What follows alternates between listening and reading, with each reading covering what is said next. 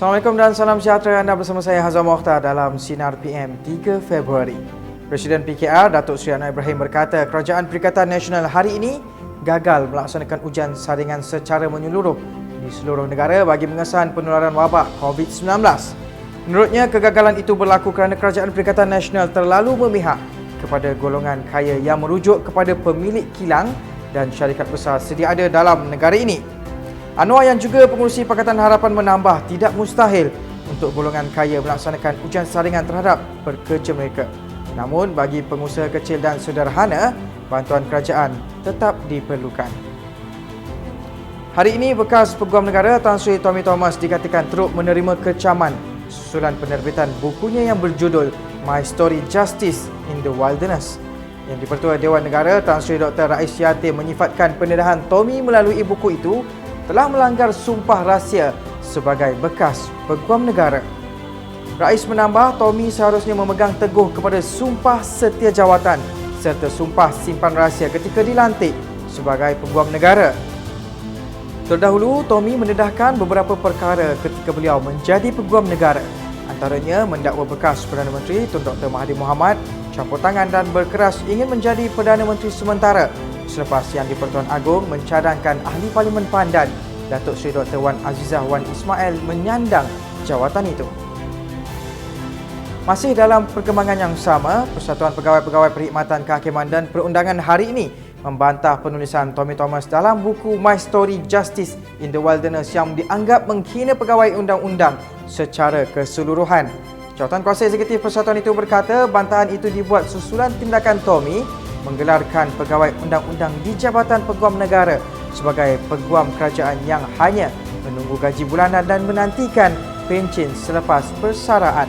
Katanya Tommy tidak wajar mempertikaikan kemampuan pegawai undang-undang, apatah lagi menyebut nama mereka dalam bukunya dengan cemuhan. Ini kerana katanya perkara itu tidak wajar dan tidak patut dicoretkan untuk tatapan umum. Kita ke perkembangan seterusnya. Suruhanjaya Pencegahan Rasuah hari ini menahan bekas pengurusi Mara Incorporated yang bergelar Datuk atas dakwaan menerima habuan RM33.45 juta daripada urus niaga hartanah di Australia.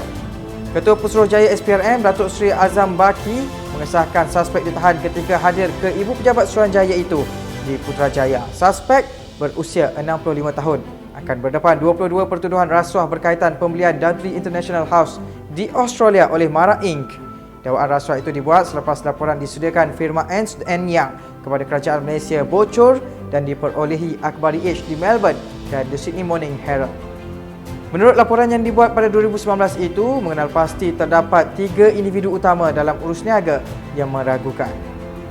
Kita beralih ke berita sukan. Pengurus Manchester City Pep Guardiola berkata Sergio Aguero bersedia beraksi dalam tempoh beberapa minggu lagi selepas penyerang Argentina itu sembuh dari jangkitan COVID-19. Aguero yang sebelum ini dihimpit dengan masalah kecederaan menjalani kuarantin apabila kurang sihat disebabkan virus berkenaan. Pemegang rekod penjaring terbanyak City itu hanya beraksi dalam kesebelasan utama sebanyak 3 kali untuk semua kejohanan musim ini dan tidak bermain sejak 3 Januari lalu. City akan berkunjung ke Burnley awal pagi esok dan berada pada landasan terbaik selepas kelab berkenaan mencatatkan 12 kemenangan berturut-turut. Baiklah, sekian Top 5 News pada hari ini. Sebelum kita akhiri Sinar PM, kepada anda semua rakyat Malaysia, ayuh bersama memerangi jenayah rasuah melalui gerakan Sinar untuk Malaysia. Dan rasuah buster semestinya nilai moral karakter bangsa. Dan untuk itu, teruskan setia bersama Sinar Harian di portal Facebook, Instagram, Twitter dan YouTube. Dan jangan lupa untuk muat turun aplikasi Sinar Harian bagi mengikuti perkembangan semasa dalam serta luar negara.